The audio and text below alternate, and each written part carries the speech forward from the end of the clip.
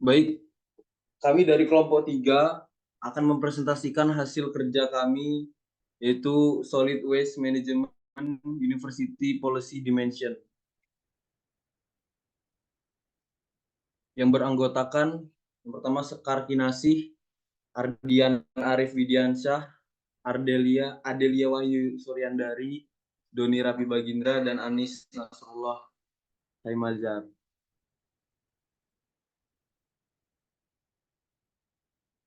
Yang pertama, latar belakang. Pengelolaan sampah yang efektif di universitas menjadi semakin penting seiring dengan meningkatnya kesadaran akan dampak lingkungan.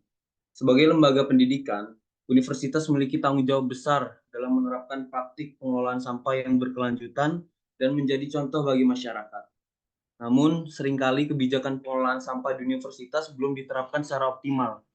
Kendala seperti lemahnya penegakan aturan, kurangnya partisipasi mahasiswa, serta minimnya alokasi anggaran sering menjadi penghambat. Oleh karena itu, diperlukan pemahaman yang lebih mendalam tentang bagaimana kebijakan ini dilaksanakan dan diterima oleh seluruh sivitas akademika.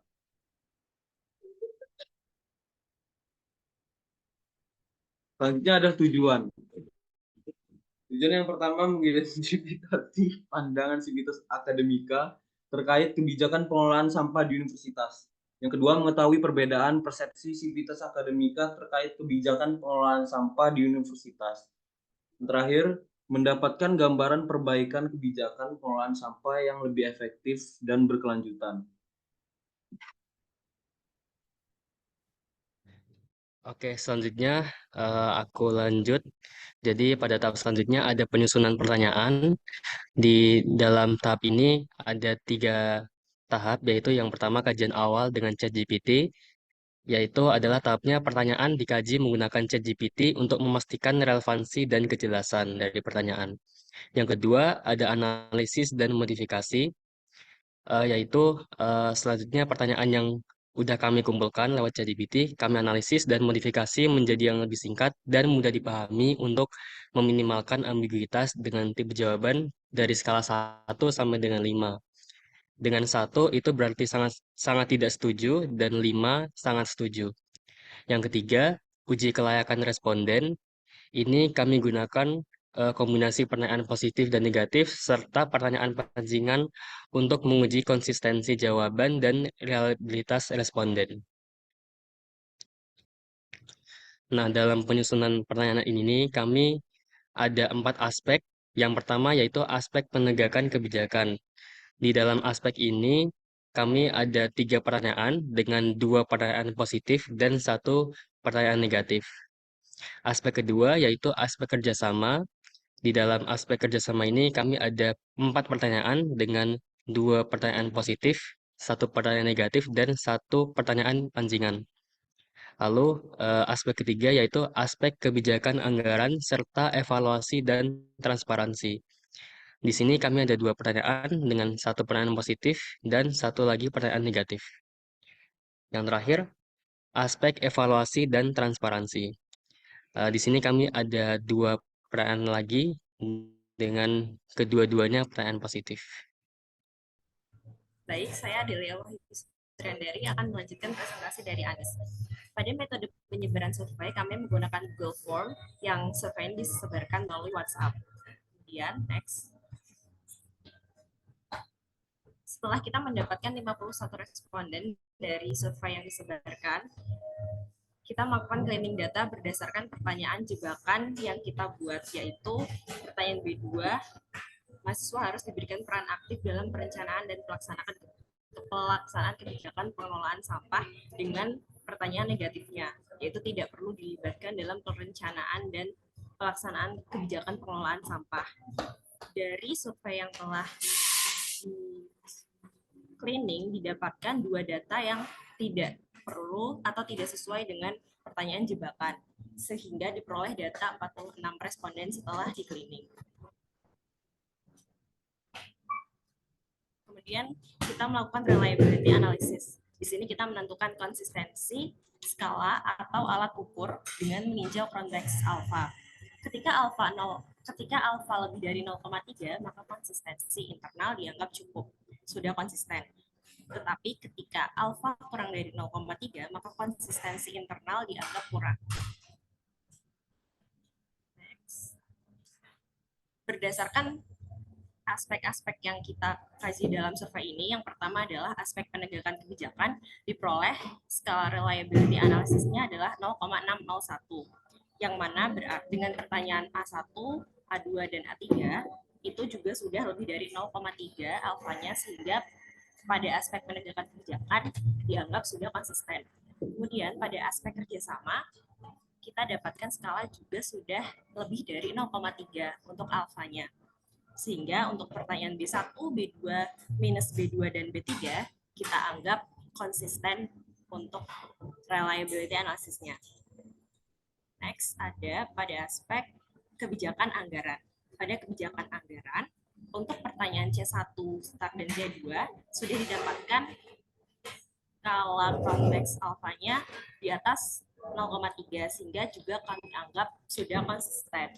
Kemudian pada aspek evaluasi, kita juga mendapatkan skala konteks alfanya lebih dari 0,3, sehingga untuk setiap aspek yang kita buat, setiap pertanyaannya sudah memenuhi, sudah konsisten untuk reliability analisisnya. Selanjutnya akan kita analisis data yang sudah terkumpul menggunakan one-way ANOVA. Untuk one-way ANOVA diperlukan ada satu variabel independen yang lain. Jadi kami menambahkan data tambahan, diasumsikan bahwa terdapat data jenis kelamin dengan rincian laki-laki itu 1 dan perempuan itu 2. Berikutnya dilakukan analisis one-way ANOVA di Jamovi. Pertama-tama dilihat dulu homogeneity of variances test atau Levins test-nya untuk menentukan ANOVA jenis apa yang akan kita gunakan. Diperhatikan bahwa untuk setiap itemnya, kecuali D2, itu nilainya sudah lebih dari 0,05. Tapi untuk D2 nilai P-nya kurang dari 0,05. Artinya untuk D2 terdapat perbedaan yang signifikan antar variansinya. Karena ada perbedaan itu digunakan Welch's one-way ANOVA. Oke, selanjutnya kita gunakan Welch's one-way ANOVA. Welch's ini digunakan ketika variansinya itu cukup signifikan. Kemudian kita peroleh hasilnya. Dilihat lagi bahwa untuk setiap item kecuali D2, nilai P itu lebih dari 0,05. Nah, untuk item yang nilai P-nya lebih dari 0,05, tidak terdapat perbedaan mean atau rata-rata yang signifikan antara comparison group-nya. Diingat lagi, comparison group-nya tadi adalah 1 untuk laki-laki dan 2 untuk perempuan. Tapi diperhatikan bahwa untuk D2, P-nya itu kurang dari 0,05, sehingga terdapat perbedaan mean yang cukup signifikan. Untuk menelitinya, kita melakukan James Howell post-hoc test untuk item D2. Ditemukan bahwa antara kelompok 1 dan kelompok 2 terdapat mean difference minus 0,473. Ini artinya mean kelompok 1 itu lebih kecil 0,473 poin dibandingkan dengan kelompok 2. Artinya kelompok 1 itu lebih tidak setuju dengan pernyataan D2 dibandingkan dengan kelompok 2. Mohon maaf, ada typo. Nah, selanjutnya diperhatikan bahwa data yang kami peroleh itu tidak berdistribusi normal. Karena berdasarkan uji Shapiro-Wilk, uji normalitas yang kami lakukan, P-nya ini hampir semuanya kurang dari 0,05. Karena asumsi distribusi normal pada ANOVA tidak terpenuhi, maka kita itu berisiko adanya false positive. Oleh karena itu, akan dilakukan one-way ANOVA non-parametrik atau disebut juga dengan uji Kruskal-Wallis. Oke, selanjutnya untuk uji one-way ANOVA non-parametrik yaitu uji Kruskal-Wallis diperoleh dari tabel ini bahwa setiap item itu nilai p-value-nya lebih dari 0,05. Nah, dari sini diperoleh bahwa tidak ada perbedaan mean yang signifikan antara comparison groups. Dalam hal ini berarti laki-laki dan perempuan. Variabel independen. Oke, next. Oke, dari hasil yang sudah kita analisis tadi, kita mendapatkan kesimpulan bahwa dari data yang telah dikumpulkan, diperoleh dibuat data yaitu asumsi jenis kelamin dengan keterangan 1 untuk laki-laki dan 2 untuk perempuan. Nah, kemudian kita lakukan ANOVA untuk menganalisis data tersebut.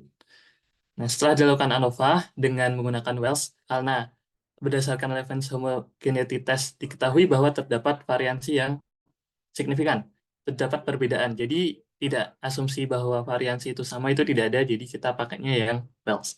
Nah, karena itu kita setelah dilakukan uji one way ANOVA tadi, diperoleh bahwa tidak terdapat mean yang signifikan antara comparison group kecuali untuk D2. D2 tadi pertanyaannya adalah universitas harus mempublikasikan data terkait pengelolaan sampah dengan lebih terbuka, di mana kelompok 1 lebih tidak setuju dengan pernyataan tersebut dibandingkan dengan kelompok 2. Meskipun tidak setuju, tetapi apabila dilihat dari data aslinya, nilainya tidak jauh dari kata setuju. Artinya meskipun tidak setuju bukan berarti tidak setuju, tetapi setuju, tapi kelompok 2 lebih setuju. Oke.